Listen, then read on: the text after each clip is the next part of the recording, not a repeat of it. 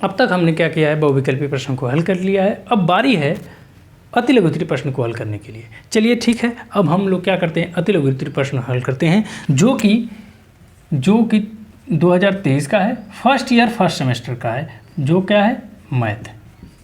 ठीक, अब इसको हम क्या करते हैं, हल करते हैं, और हल करके इनको समझेंगे कि यह किस प्रकार से प्रश्न आते हैं और इनके प्रश्न को किस प्रकार से हल किया जाता है। चलिए, पहला प्रश्न दिया है कि 20 सही 2/3 मीटर लंबी रस्सी में से, क्या है, लंबी रस्सी में से क्या करना है, 5 सही 1/2 मीटर काटा गया। अब जो एक बात समझिए कि एक क्या है, एक मान लिया कि मैं एक रस्सी है, ठीक है, क्या है, एक रस्सी है, इस रस्सी की यहाँ से यहाँ तक की लंबाई कितनी है, 20 सही 2/3 है। ठीक, फिर कह रहा है कि उस रस्सी में से काट दिया गया है भाई, तो अब यहाँ से यहाँ तक हमने क्या कर दिया है, काट दिया है। काटा कितना, 5 सही 1/8 को क्या कर दिया, काट दिया। जब काटा तो हमने जो बचेगा यहाँ पर वही तो शेष रस्सी की लंबाई होगी, जो बच गया वही तो शेष रस्सी की लंबाई होगी। तो अब यहाँ पर हम क्या करते हैं, सबसे पहला कार्य करते हैं, इसको हल करने का प्रयास करते हैं। समझ में कि नहीं आया? वीडियो चल रहा है कि नहीं? हाँ चला था, चला, कोनो बात ना। अब देखिए, ठीक है, अब क्या करते हैं, जो प्रश्न में दिया है कि रस्सी की लंबाई कितनी है, लिखेंगे यहाँ पर कुल रस्सी की लंबाई, कुल रस्सी की लंबाई कितनी है, 20 सही 2/3 है, क्या है, 20 सही 2/3 है। यह मिश्र भिन्न में लिखा हुआ है, इसको हम साधारण भिन्न में लिखेंगे तो कैसा हो जाएगा, 3 का 20 बार पढ़ा करें, 20 3 60 और 60 में 2 जोड़ देंगे तो कितना होगा, 62 क्या हो जाएगा, 3 होगा, 62/3 हो गया। ठीक है, यह क्या है, कुल रस्सी की लंबाई, यहाँ से यहाँ तक की लंबाई बता दी। अब बारी है, कह रहा है कि उसी रस्सी में से इतना काट दिया गया है, कितना, यहाँ पर लिखेंगे काटे गए रस्सी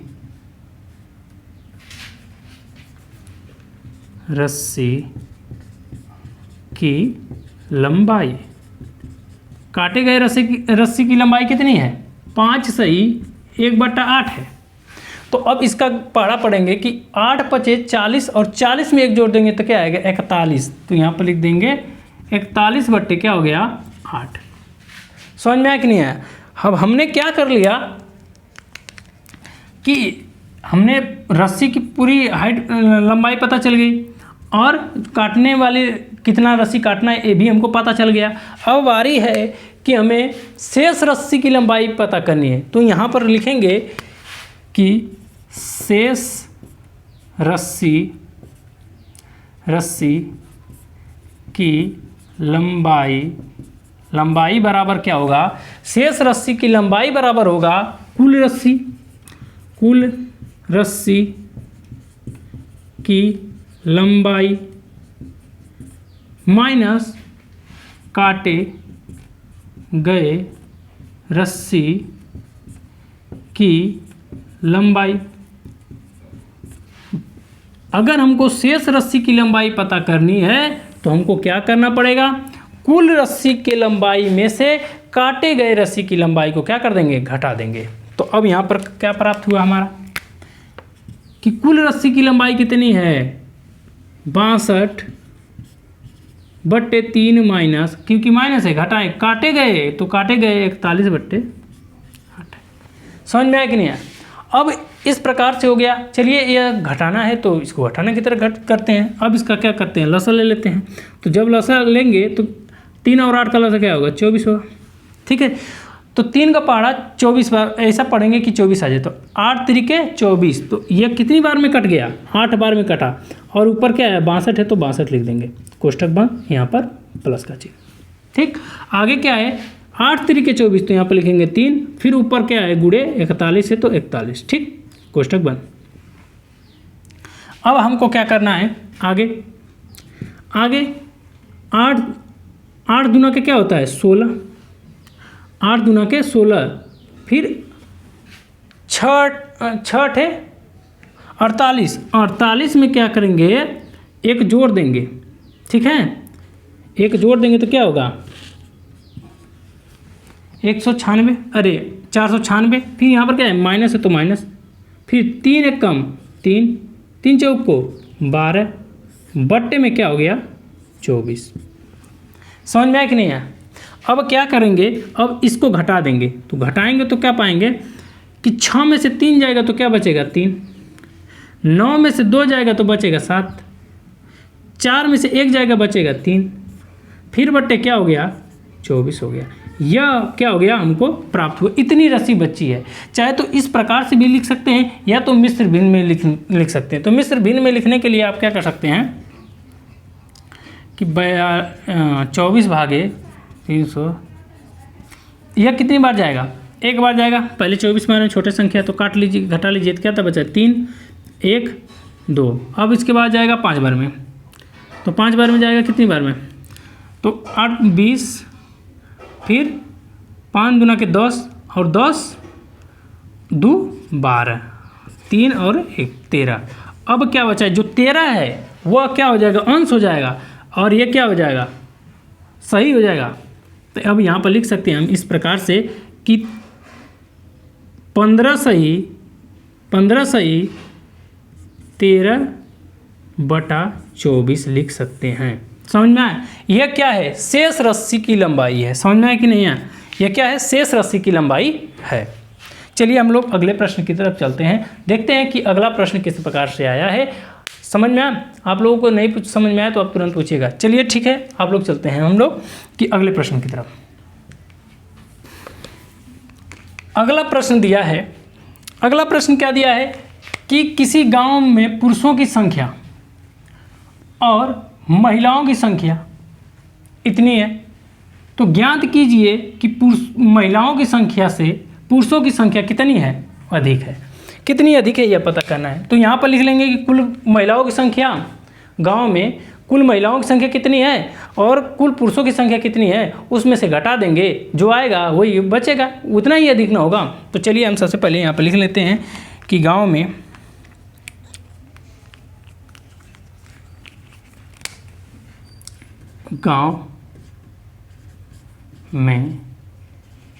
पुरुषों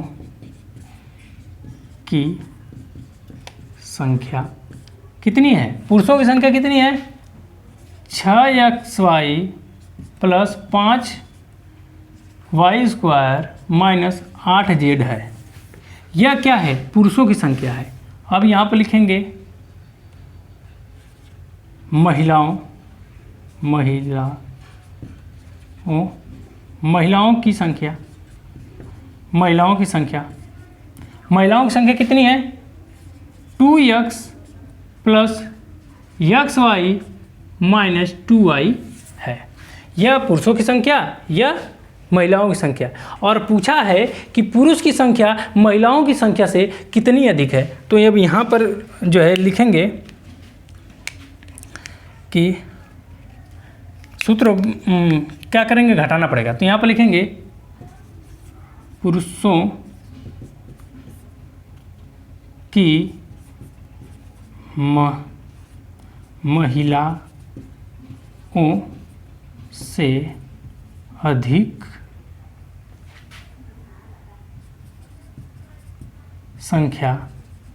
संख्या कितनी होगी, कुल पुरुष की संख्या माइनस कुल महिला की संख्या। यही ना होगा, हमको यही पता करना है। और हम इस प्रकार से क्या कर लेंगे, पता कर लेंगे कि कुल महिलाओं की संख्या कितनी है, कुल पुरुषों की संख्या कितनी है, उसमें से घटा देंगे तो जितना बचेगा वही क्या होगा पुरुषों की संख्या होगी, अधिक संख्या होगी। तो अब क्या करेंगे लिखेंगे कुल पुरुषों की संख्या कितनी है, लिखेंगे कि 6xy 5y² माइनस 8z, फिर माइनस क्या करना है, घटाना है। तो कुल महिलाओं की संख्या, तो कुल महिलाओं की संख्या 2x plus X Y minus Y की है। ठीक, अब देखिए यह पहले है माइनस का चिन्ह, तो एक कोष्टक जब टूटेगा तो इसका इसमें गुणा होगा माइनस का। चलिए यहाँ तक पहले तो उतार लेते हैं। ठीक है, जब उतारेंगे यहाँ तक उतार लिए, फिर अब इस माइनस का गुणा इस प्लस में होगा तो क्या हो जाएगा -2x। अब इस माइनस का गुणा इस प्लस में होगा तो क्या होगा -xy।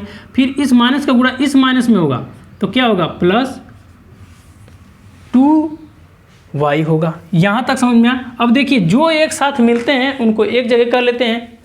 तो देखो इनमें यह मिला इससे और कोई संख्या नहीं मिल रही है, तो सबसे पहले हम क्या लिखते हैं कि 6y minus 6xy minus xy।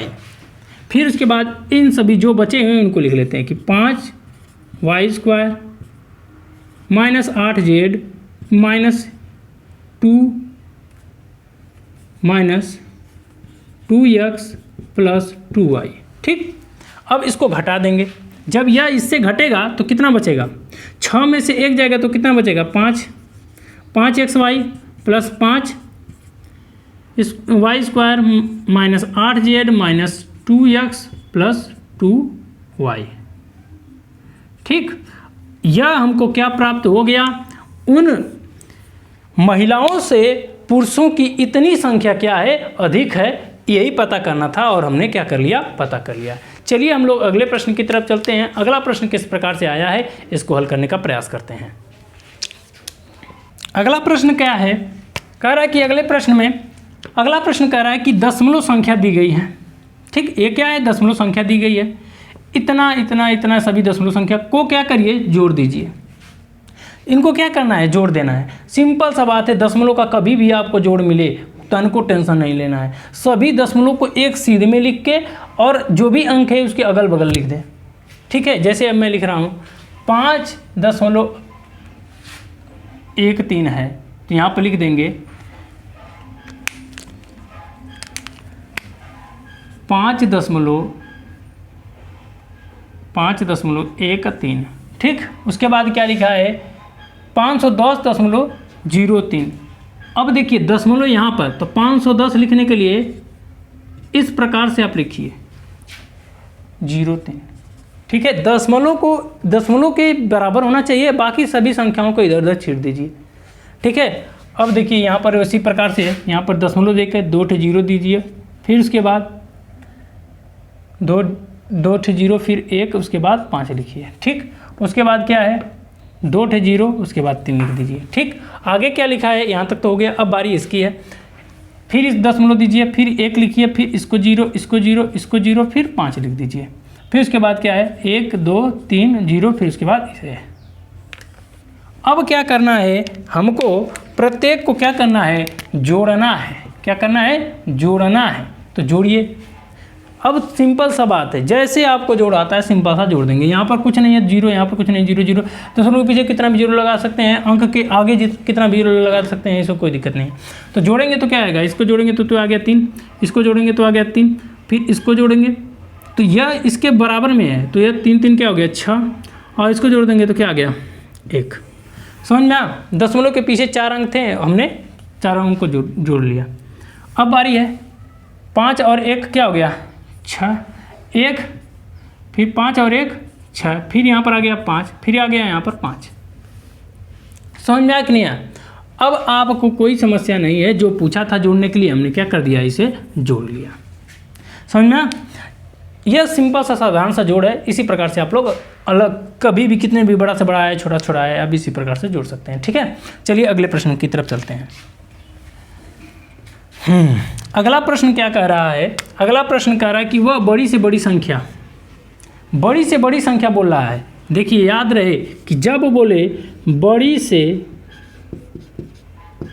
बड़ी संख्या, जब बड़ी से बड़ी संख्या बोले तुरंत आप बोलिएगा कि इसका मौसा ज्ञात करना है। ठीक है, बात समझ में। जब आपको बड़ी से बड़ी बोलेगा तो आप तुरंत कहिएगा इसका मौसा ज्ञात करना है। जब बोलेगा कि छोटी से छोटी, तब आप कहिएगा कि इसका क्या ज्ञात करना है, लौसा ज्ञात करना है। ठीक है। मसा का मतलब क्या होता है? मसा का मतलब होता है कि जो मिला है उसी को लिखिएगा और बाकी जो नहीं मिला उसको छोड़ दीजिए। और लसा का मतलब यह है कि जो मिला उसको तो लीजिए और जो ना मिला उसको भी ले लीजिए, मतलब सबको लपेट दीजिए, जो मिले तो भी, जो ना मिले उसे भी, सबको क्या कर दीजिए, लस मतलब लपेट दीजिए। लघुत्तम समापवर्तक होता है, आप उसका मतलब कि लस मतलब सबको लपेट दीजिए, सबको लिख लीजिए, चाहे वो मिले या ना मिले। चलिए इस प्रश्न को की तरफ चलते हैं। कह रहा कि वह बड़ी से बड़ी संख्या बताइए, क्या है जिससे वह संख्या इतनी है। पहले वो बड़ी से बड़ी संख्या कितना है, कह रहा कि इसको इतना से क्या किया है, भाग देने पर वह शेषफल कितना बच गया है, इतना बच गया है। चलिए ठीक है, हम क्या करते हैं कि वह संख्या लिख लेते हैं। संख्या क्या दिया है, 49, 59, 59 और 109, ये क्या है, संख्या है। समझ में कि नहीं है? अब इसका क्या करना है, सबसे पहला काम करते हैं कि जो भाग देने पर शेषफल है उसको घटा देते हैं ताकि पूरा भाग हो जाए। तो अब यहाँ पर क्या करते हैं कि शेषफल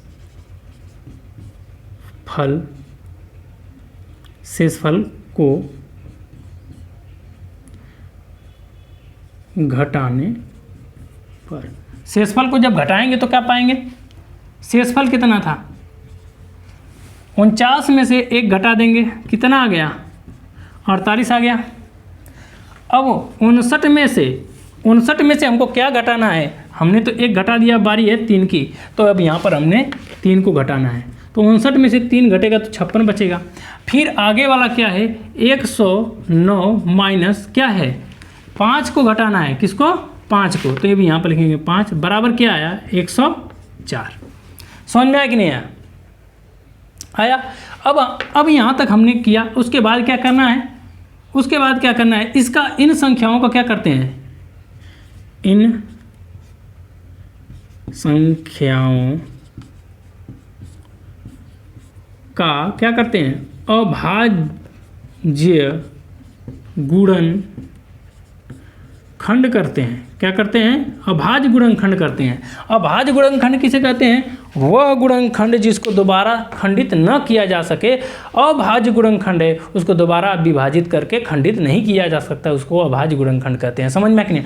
अब ये क्या है, अब सबसे पहला कार्य, जो अंक हमको प्राप्त हुए उन अंकों को यहाँ पर हम पहले निकाल लेते हैं, अभाज्य गुणनखंड निकाल लेते हैं। ठीक है, तो अभाज्य गुणनखंड निकालने के लिए पहले हम इस संख्या को लेते हैं। तो यहाँ पर कितना है, 48। तो अब 2 से काटेंगे, 2 बार में गया, 4 बार में गया, फिर 2 से काटेंगे, फिर 2 से काटेंगे, फिर 2 से काटेंगे, फिर 3 से काटेंगे। ठीक, अब ये हमारा समाप्त हो गया। अब बारी है इसकी। ठीक, आगे है, अब 2 से काटेंगे, 2 बार में गया, फिर गया 8 बार में, फिर 2 से काटें। जहाँ पर आपको समझ में नहीं आए आप तुरंत आप क्या करिएगा, पूछ लीजिए। ठीक है, ये इस वाली संख्या को हमने अभाज्य गुणनखंड काट लिया, बना दिया। अब बारी है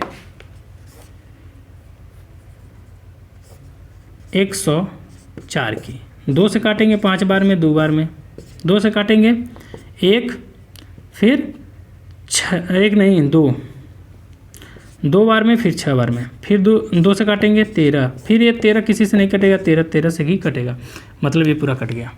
यह हमारा क्या हो गया, अभाज्य गुणनखंड हो गया। तो हमने यहाँ पर लिख देना क्या है कि 48 का अभाज्य गुणनखंड हमने क्या प्राप्त किया है, 2 गुणे 2 गुणे 2 गुणे 2 4 बार, फिर 3। फिर आगे क्या लिखना है, 56 का गुणनखंड क्या है, 2 गुणे 2 गुणे 2 गुणे क्या है, 7। फिर 104 का अभाज्य गुणनखंड हमने क्या ज्ञात किया है, 2 गुणे 2 गुणे 2 गुणे 13। ठीक, अब हमने अभाज्य गुणनखंड ज्ञात कर लिया।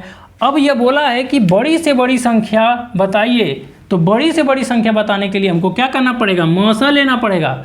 तो अब यहाँ पर लिख देंगे, इनका मौसा लेने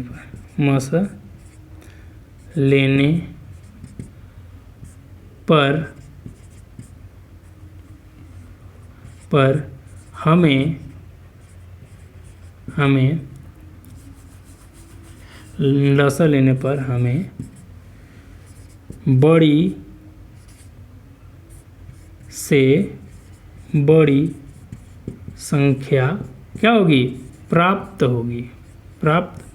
होगी। ठीक है, अगर हम इनका लसा लेंगे, मसा ले लेंगे तब हमको प्राप्त होगा। तो मसा बराबर यहाँ पर लिख देंगे कि मसा बराबर जो मिल रहा है वही लिखना है ना। तो जो क्या मिल रहा है यहाँ पर, ये 2 से 2 पूरा कुल दोनों तीनों में मिल गया, तो यहाँ पर लिख देंगे 2।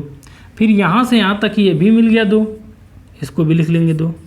फिर यहाँ से यहाँ तक ये भी 2 मिल गया, इसको भी लिख लेंगे 2। अब यहाँ पर क्या है, और ये 2 जो है और कहीं भी नहीं मिला, ये 3 ये भी नहीं मिला, ये 7 ये भी नहीं मिला, ये 13 ये भी नहीं मिला है। मतलब कि जो संख्याएं थी बस 2 जो है सब में मिला है 3 बार। तो अब यहाँ पर लिखेंगे क्या कि 2 दूना की क्या होता है 4, 4 दूना की क्या होता है 8। तो आप कह सकते हैं कि वह बड़ी से बड़ी संख्या 8 है जो इतना इतना को भाग करने पर शेष फल इतना बचेगा। समझ में आया कि नहीं आया? चलिए हम लोग अगले प्रश्न की तरफ चलते हैं। जो भी सवाल, अगर जिस भी सवाल को हल करने में आपको समस्या होगी आप तुरंत पूछिएगा, हम बता देंगे। ठीक है, ये जैसे पूछा था कि बड़ी से बड़ी संख्या बताइए जो इससे भाग, ये जो संख्या है इसमें भाग देने पर 1 बचेगा, इसमें भाग देने पर 1 बचेगा, 3 बचेगा और इसमें भाग देने पर 5 बचेगा। तो वह संख्या 8 है। अगर 8 से भाग देंगे इसमें तो इसमें भाग देंगे तो 1 बचेगा, इसमें भाग देंगे तो 3 बचेगा और जो है इसमें भाग देंगे तो 5 बचेगा। समझ में आया कि नहीं आया? चलिए हम लोग अगले प्रश्न की तरफ चलते हैं। अगला प्रश्न क्या कहता है? अगला प्रश्न कहता है कि पटरी तथा प्रकार की सहायता से, क्या पटरी तथा प्रकार की सहायता से क्या करिए 90 अंश का क्या करिए कोण की रचना कीजिए। हमको क्या करना है 90 अंश की कोण की रचना करना है। कंडीशन यह है कि पटरी और प्रकार से ही इसको बनाना है। कैसे बनाना है? पटरी तथा प्रकार की सहायता से 90 डिग्री का कोण बनाना है। ठीक है, यही बनाना है ना। तो चलिए हम इसको बनाते हैं। सबसे पहले क्या करते हैं, यहाँ पर लिखेंगे कि पहले ए और बी एक रेखा खींच लेते हैं। क्या खींच लेते हैं? ए और बी क्या किया हमने, एक रेखा खींच लिया। यहाँ पर लिखेंगे क्या, लिखते भी रहिएगा साथ में, क्या कि सर्वप्रथम ए बी एक रेखा खींचें। सर्वप्रथम हमने क्या किया, ए बी एक रेखा खींच लिया। फिर आगे क्या लिखेंगे, ए को केंद्र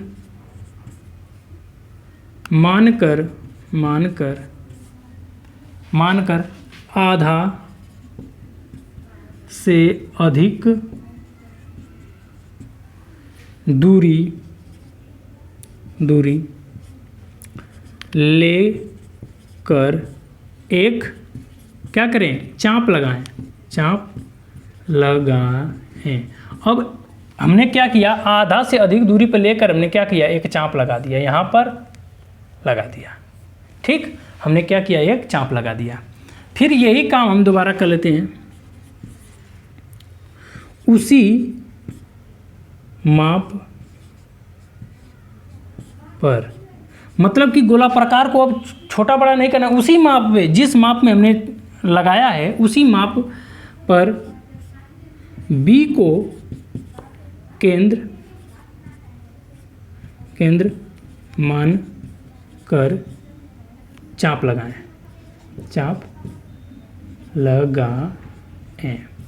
अब यहाँ पर हमने क्या किया, बी को बी केंद्र मानकर क्या किया दिया, चाप लगा दिया। तो यहाँ पर ये कट गया, यहाँ पर ये कट गया। ठीक, कट गया। अब जो कटान बिंदु है इसको हम M1 लिख देते हैं और M2 लिख देते हैं। ठीक है, अब यहाँ पर अगला काम करते, अगला कि कटान बिंदु कटान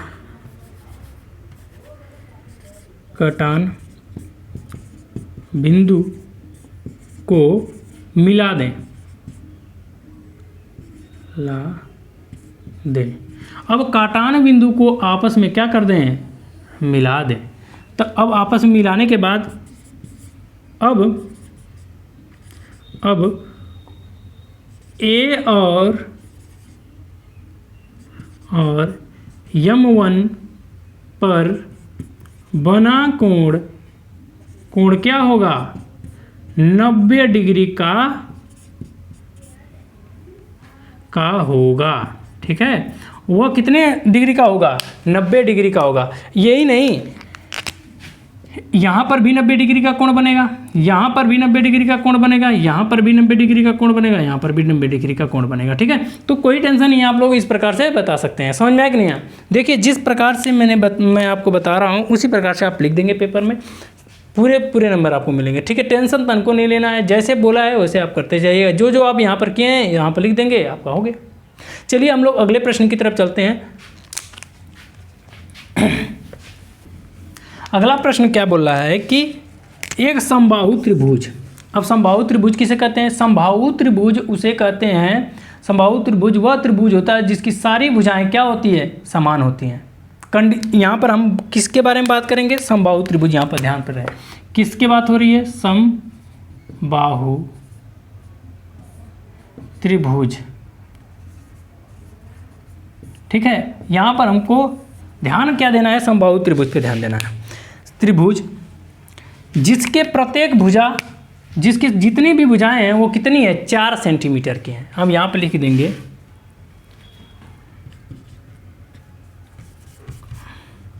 समबाहु त्रिभुज की प्रत्येक भुजा कितना है कि लंबाई 4 सेंटीमीटर है, 4 सेंटीमीटर है। समझ में आया कि नहीं आया? आगे कह रहा है तब इसका क्या करिए आप? इसका क्षेत्रफल ज्ञात कीजिए। क्या करिए आप? इसका क्षेत्रफल ज्ञात कीजिए। तो हमको पहले से पता है कि समबाहु